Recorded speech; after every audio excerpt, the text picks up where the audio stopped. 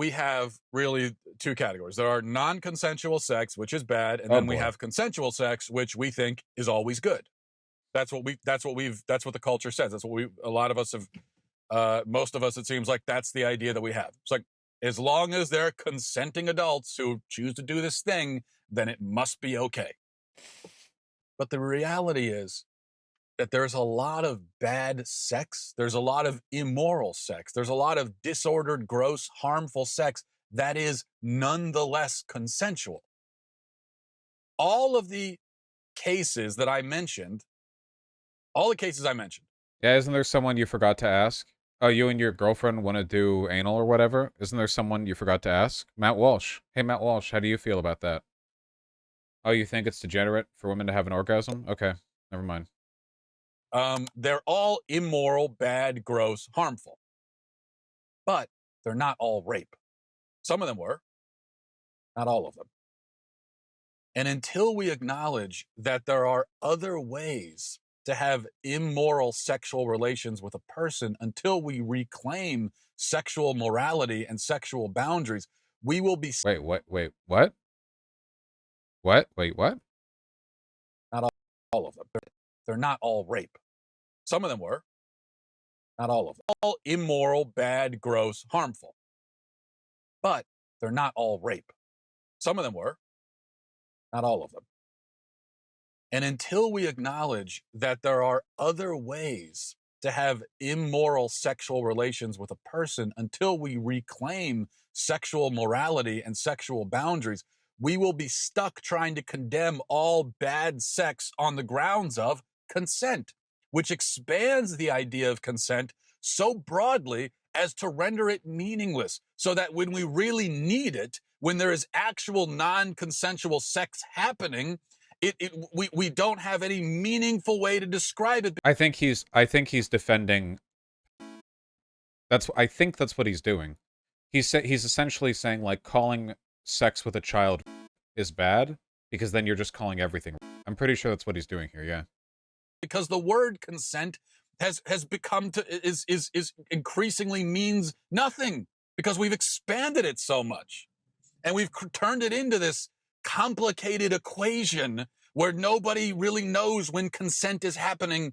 And even if a person does something willingly and is like, yes, let's do this, but even that might not be consent, because we've turned consent into this super confusing calculus. It's pretty simple. Oh. Oh, dear. Okay. Powerful men. Actresses willingly have sexual relationships with powerful men, sometimes for years. Asia Argento herself, I believe, she was in a sexual relationship ongoing with Harvey Weinstein for like 5 years. She kept going back and engaging in this, in this stuff with him. And they do this for the sake of movie roles and so on, and for more, power and clout in the industry. And then years later, after getting what they want out of it, they claim that they were being assaulted the entire time. And in the... I like how his language there implies that Harvey Weinstein was the victim there. Like, after they got what they wanted out of him.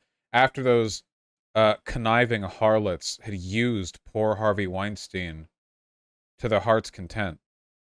Catholic Church, you have... oh, no.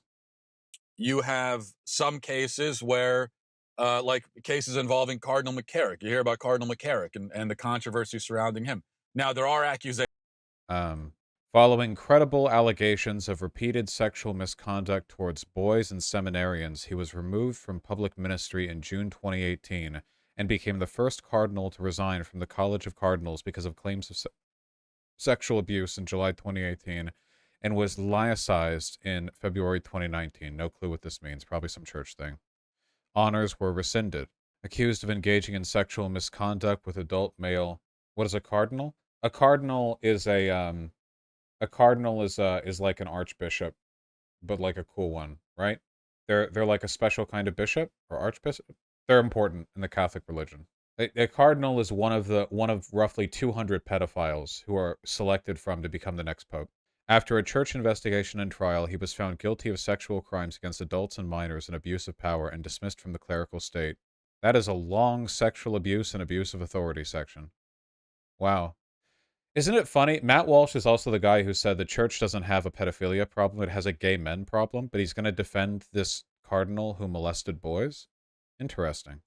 Hundreds of child sexual abuse victims? Hundreds. Hundreds of child sexual abuse victims flood New York courts. Is this... Wait, is this of that guy? Or is this just generally hundreds of sexual abuse lawsuits? Nothing here says it's about this one guy. And it's paywalled. God damn. This guy was busy. Okay, so let's check Matt Walsh's opinion. That he molested children. So, that's in that category. But then a lot of the accusations you hear about McCarrick and also with other, some of these other things as well. These are, in some cases, he's having sex with seminarians. These are grown men who he allegedly lured into bed and then had sex with. But as a grown man, if you let another man lure you into bed and then you willingly, with no resistance, engage in sex acts with him, does that belong in the same category as the 12-year-old kids who are raped by men twice their size? They're not in the same category. They're both kinds of rape, but one of them is child sexual abuse and the... What? He gives so much leeway for these pedos? Yeah, well, I mean, obviously Matt Walsh is, like, ideologically pro-rape. Can you imagine how much, like, authority a fucking bishop, or sorry, a cardinal, has over people in their organization? Like, this guy's one step below the Pope. According to the belief system of over, like, 1 billion human beings, this guy is nearly as close to God Almighty as it is possible to be.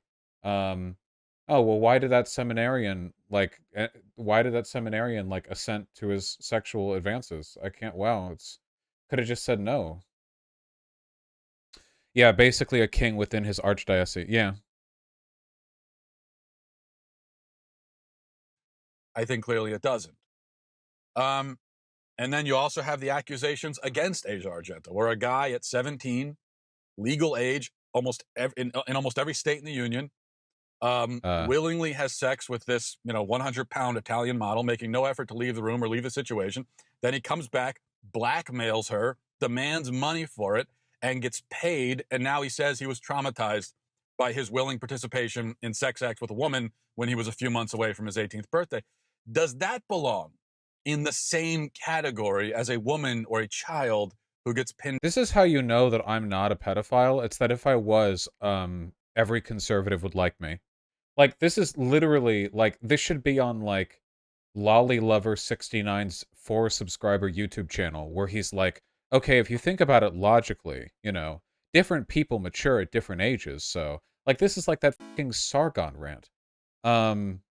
Yeah, and he's talking in his car, too. This is Lolly Lover 69 material right here.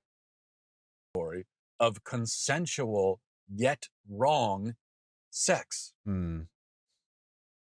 And we need to... Including sex with 17-year-olds, according to him. Explicitly. Acknowledge that and start talking about that rather than trying to make everything into assault and rape. Now, consensual yet wrong sex, that includes a lot of different things. Another thing I feel like it's important to take away from this is the fact that he's genuinely quite stupid. He's actually doing a really poor job making his point, Not to brag, but as somebody whose job is rhetoric, like, just speaking purely as a professional, in the field, I feel like I'm looking at this and I'm thinking, like, if Matt's goal here is to basically be, like, pro-rape, he's really doing a bad job of selling it. He's doing a bad job of not coming across, like, somebody who would have, like, 1,700 allegations thrown at him the nanosecond one of the victims got enough courage to speak up, Like, he's doing a really bad job fronting this. He's not smart enough. This is a category where, you have sex that's transactional. Sex where it's not respecting of human dignity, where it's done purely so that both partners can exploit the other for pleasure. What? Oh, hey, here's something interesting. Notice how Matt Walsh is describing sex for pleasure between two people who aren't like married as exploitation, but he didn't think it was exploitative when a cardinal was coercing a seminarian or when an adult model was luring a 17-year-old. That's interesting. Notice how he'll use the term exploit to refer to just literally just like adults having consensual sex. But Harvey Weinstein, holding back like roles in Hollywood unless he gets dome, not exploitative. Actually, in fact, Harvey Weinstein's the victim there. Or where one partner is exploiting the other for pleasure, and the other partner, although they're willingly participating, they are looking for something else out of it, or they think that there's love and devotion involved, but there really isn't. You know what's not rape? Having sex with 17-year-olds. You know what might be rape? Friend zone or something. I don't know. Okay, well, there we go. That was our Matt Walsh rape hour. Nice.